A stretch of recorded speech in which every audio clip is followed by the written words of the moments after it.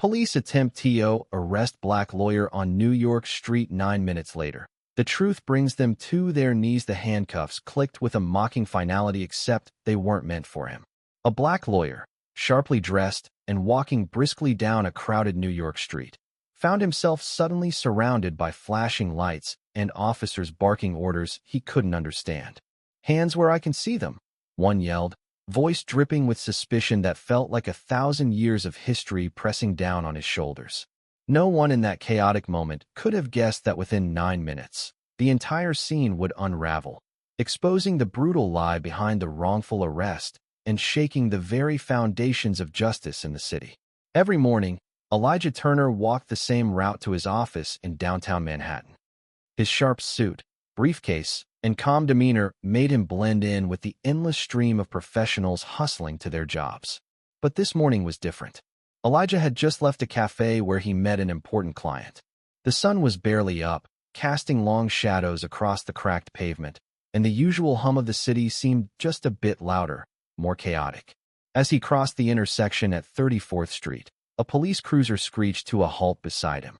"Sir, step aside. We need to talk," barked an officer whose eyes locked onto Elijah with something colder than mere suspicion. Elijah paused, raising his hand slightly, confused. "Officer, what's this about?" Before he could finish, another officer approached, pushing through the crowd forming quickly. "We have reports of a man matching your description dealing drugs here. Step back and put your hands behind your head." The crowd began whispering and pulling out phones. Elijah's mind raced. Dealing drugs? That was ridiculous.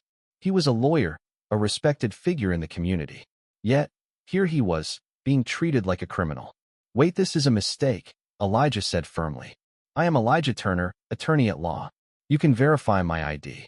But the officers were already cuffing him, ignoring his protests.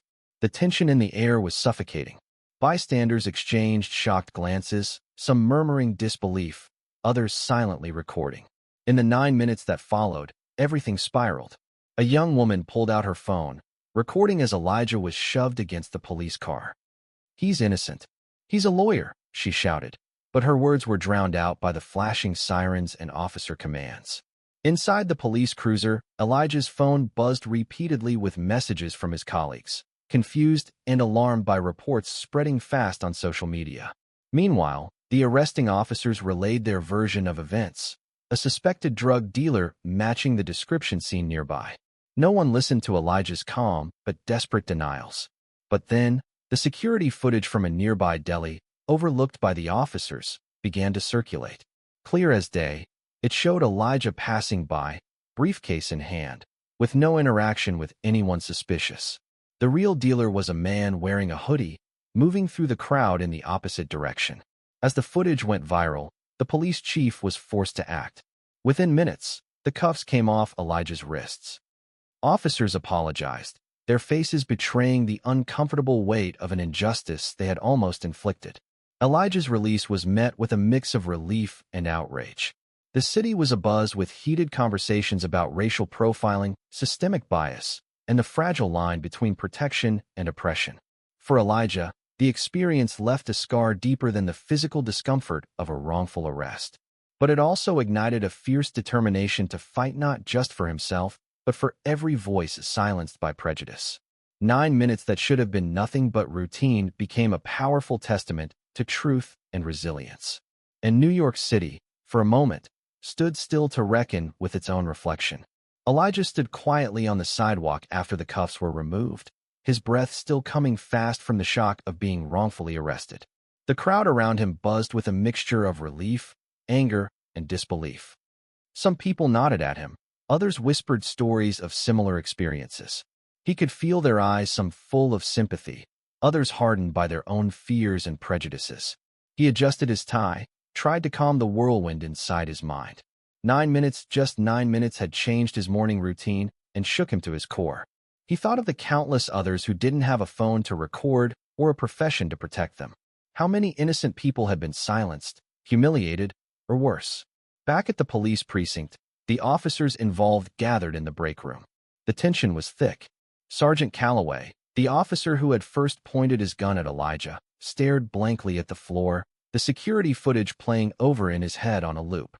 I didn't mean to, he started, but the words felt hollow. Lieutenant Rodriguez shook his head, voice low but firm. We all know how this happened. The guy looked like the suspect. But that's not an excuse for jumping to conclusions, especially with someone who clearly wasn't involved. Racial profiling, muttered one of the younger officers, almost under his breath. It's like we can't even get through a day without it. The room fell silent. They all knew the truth: the system was broken, and they were just cogs in a machine that too often saw color before character. Meanwhile, Elijah made his way back to his office, a small law firm on the Lower East Side. His colleagues gathered around, offering words of support and disbelief. Some of them had already shared the security footage, flooding their social media pages with hashtags like Justice for Elijah and Stop Racial Profiling. Elijah's assistant, Marissa, handed him a cup of coffee with trembling hands. I can't believe that happened to you, she said softly. You're always the one fighting for others. He nodded. And now it's time to fight for myself and for every person who has been treated like I was today. His phone rang. It was his client, a young black mother fighting to keep custody of her children against a biased system. Elijah felt a renewed sense of purpose. The wrongful arrest was a brutal reminder of the inequalities still baked into the city's justice system. In the days that followed, Elijah became a symbol. News outlets interviewed him, and he spoke candidly about racial profiling and systemic injustice. I'm just one example, he said in a televised interview. This isn't about me, it's about every person who's ever been judged by the color of their skin instead of the content of their character. Community leaders rallied around him, organizing protests and demanding policy changes. The police department announced new training programs aimed at reducing racial bias. Yet, many in the community remained skeptical. Change had always been slow, and promises were often broken. One evening, Elijah sat at his desk, reviewing case files. Marissa knocked softly and entered. Elijah, there's someone here to see you. A tall man in a worn suit stepped forward, extending a hand. Detective James Miller. I worked the case that day. Elijah shook his hand cautiously. What can I do for you, detective? I wanted to apologize personally. The department's culture needs to change, and I'm part of that effort now. We've started an internal review and are pushing for accountability. Elijah studied the detective's face, searching for sincerity. It's a start, but words aren't enough. Miller nodded. I know. That's why I wanted to meet you to hear what you think real change looks like. They talked late into the night, not as adversaries, but as men committed to justice. The wrongful arrest became a case study in law schools, police academies, and activist groups. Elijah continued to fight, using his experience as a catalyst for reforms. He helped launch a nonprofit to support victims of racial profiling, providing legal aid and counseling. The city's mayor promised to allocate funds for community policing and bias training. Still, Elijah knew the road ahead was long and filled with challenges.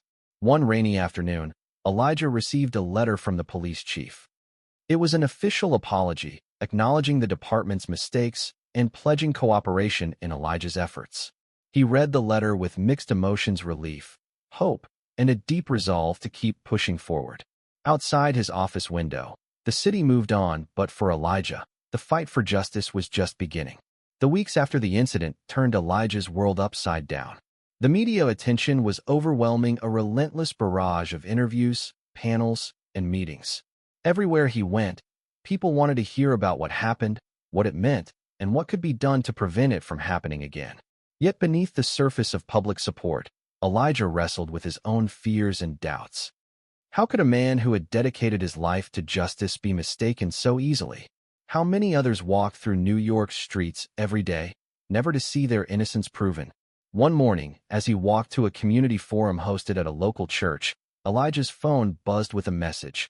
Meet me at the corner of 5th and Main. Urgent. Curious and cautious, Elijah arrived just as the sun was setting, painting the sky in streaks of orange and purple. A young man approached, face partly hidden beneath a hoodie, eyes sharp and wary. I'm Marcus, he said quietly. I wanted to thank you. Your case inspired me to speak up. But I've got a story you need to hear. Elijah's heart quickened. He motioned for Marcus to sit on a nearby bench. The city hummed around them, oblivious to the small but powerful exchange taking place. Marcus spoke of his own brushes with the law, of nights spent afraid to walk the streets. His voice trembled as he recounted an encounter where officers had targeted him without cause, just as they had Elijah. "People like us," Marcus said, "we get labeled before anyone even knows our names." Elijah felt a wave of empathy and anger wash over him. The story was different, yet hauntingly similar. It was proof that the system was still broken, still cruel. That night, Elijah drafted a plan for a citywide initiative to train police officers in empathy, cultural awareness, and de-escalation tactics.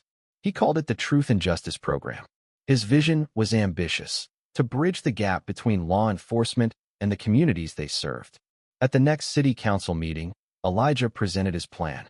His voice rang out clear and passionate. Justice isn't just a concept, it's a right for every person, regardless of race, background, or status. Our city can't thrive until we address the deep wounds of mistrust and bias. The room was tense. Some council members nodded in agreement. Others remained silent, hesitant to commit resources to what they called soft reforms. Yet, thanks to growing public pressure, the proposal passed narrowly. It was a victory, but Elijah knew it was only the beginning. The first sessions of the Truth and Justice Program were held in community centers and police precincts alike. Officers sat side by side with residents, listening to stories and sharing experiences. Elijah often led workshops, using his own wrongful arrest as a case study. He spoke openly about the pain, fear, and humiliation he felt, not to vilify, but to educate. Some officers resisted, defensive and skeptical. But many others found new understanding, a glimpse of the human faces behind the stereotypes. One evening, after a particularly emotional session, Elijah was approached by Officer Maria Vasquez, one of the program's participants. "I want to thank you," she said softly. "I didn't realize how my actions could affect people until I heard your story. I'm going to do better." Elijah smiled, feeling a spark of hope. "This is what real change looks like," he replied. Months later, the city saw measurable improvements. Complaints of racial profiling dropped, and community police relations slowly began to heal. Elijah continued his work, but never forgot the moment he was handcuffed unjustly, a moment that had exposed the city's deepest faults and sparked a movement for justice. His story reminded everyone that change is possible, but it requires courage, honesty, and the willingness to confront uncomfortable truths. Time marched forward, and the city began to change in ways both visible and subtle. Elijah Turner's wrongful arrest had ignited a fire that could not be easily extinguished. His name was no longer just that of a lawyer. It became a symbol, a beacon for those fighting against the deep-seated biases that stained the city's justice system. The Truth and Justice Program had evolved beyond its initial scope.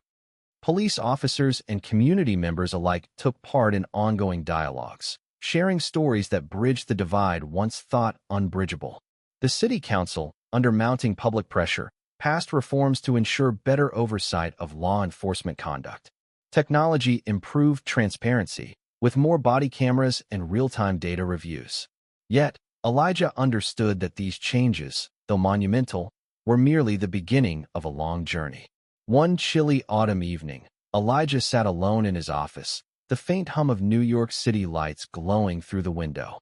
He reviewed an email from a young man seeking legal help after being wrongfully stopped by police. It was a familiar story, but this time, Elijah knew there was hope. His phone buzzed with a message from Marissa. "You're invited to speak at the National Justice Forum next month." Elijah smiled. The platform was growing, and with it, his voice, a voice that had once been silenced by suspicion and prejudice. As the National Justice Forum began, Elijah stepped onto the stage, the crowd a sea of eager faces hungry for change. He spoke from the heart, recounting the moment he was handcuffed on a New York street, the 9 minutes that could have broken him, and the truth that ultimately set him free. "We cannot wait for change to come from the top," he declared.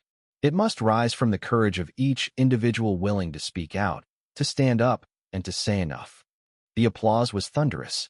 Back in New York, the city's skyline shimmered with promise. Elijah's journey was far from over, but he had sparked something that no single handcuff could restrain, a movement toward justice that embraced truth, accountability, and humanity. And in that, the city found its strength. Thank you for listening. If you find it interesting, please like and subscribe to follow the next stories.